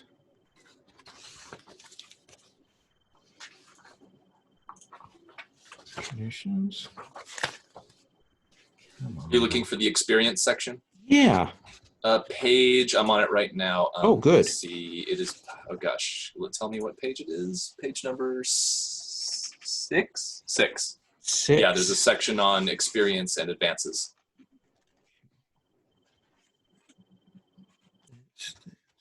Oh, right there. It's literally the second page in my printout. Okay. So every interview session, people get 2 experience. You get an experience for the failing forward. So yeah, take 3 experience plus whatever you rolled on misses. Oh, interesting. It looks like you get it on misses and we highlight in this, which is It does Apocalypse Whirl. Okay. Yeah. So let's because we haven't done that, let's give everybody another 2 experience. Okay. On top of what I gave you. That's a weird artifact for a PbtA, isn't it? Yeah. Yeah, both miss and highlights. Crazy. Exactly. Well, it is a fairly old adaptation. It's neat. It's super at least neat. 3 or 4 years old, I think. Yeah.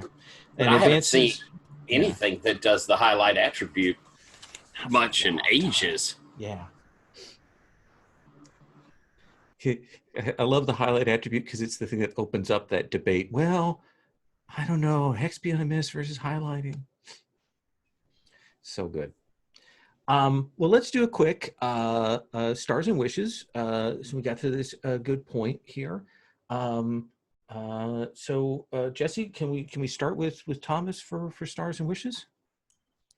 Sure. Yeah. Are we doing both at the same time right now? Yeah, let's do it. I always like to do that. Okay. So, let's see. Stars, things you liked. Wishes, things you want to see more of, or would like to see differently. That kind of thing.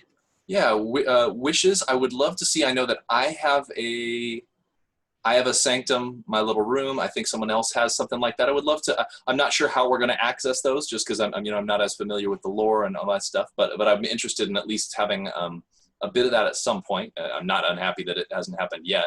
There really hasn't been a place for it, but I'd love to have that at some point. Okay. As far as stars go, so many. Let's see.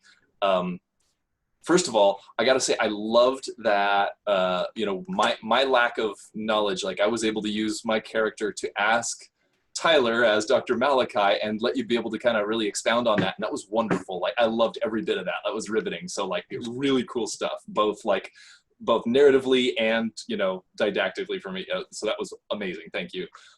Clay, the way that you have Fabrizio wrapped around your finger is incredible. And that is my new favorite dynamic in any game I've played in recent history. That's just, I'm so there for that right now.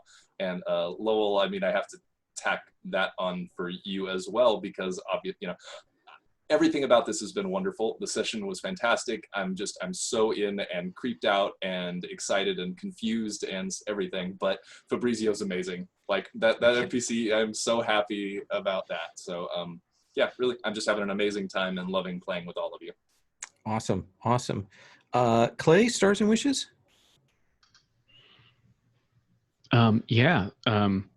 I also echo that thing that Jesse just said, with I think Tyler being the obvious player that's most expert here. Just like, go ahead and explain that to us. I don't know what that means. So it worked out really well, especially as kind of old blood kind of thing.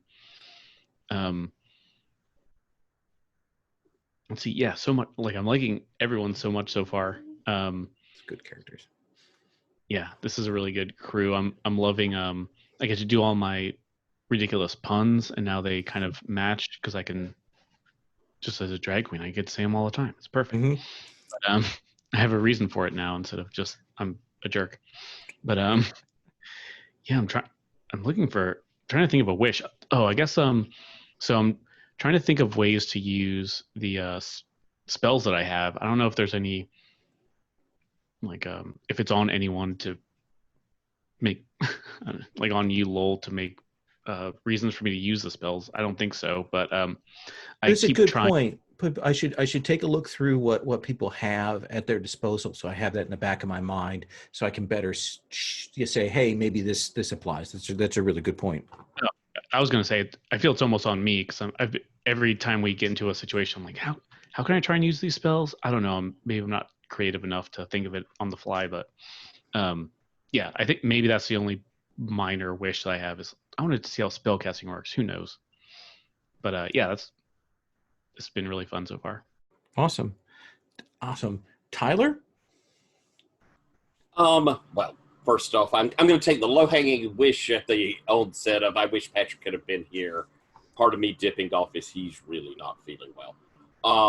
So hopefully he will be better soon, my wish. Good. But stars, golly bum, this was a neat session. Thomas Jesse, in both these two sessions, I love the feel of what you do for Magic. The character's super cool, and how all of that was really neat. That's a cool, subtle role play. That's really nice. And I liked the character a ton as well. I gotta tell you that Clay is one of my favorite characters I've seen in a long time. That is such a cool concept. Mm-hmm. You are playing him to the hilt. So good.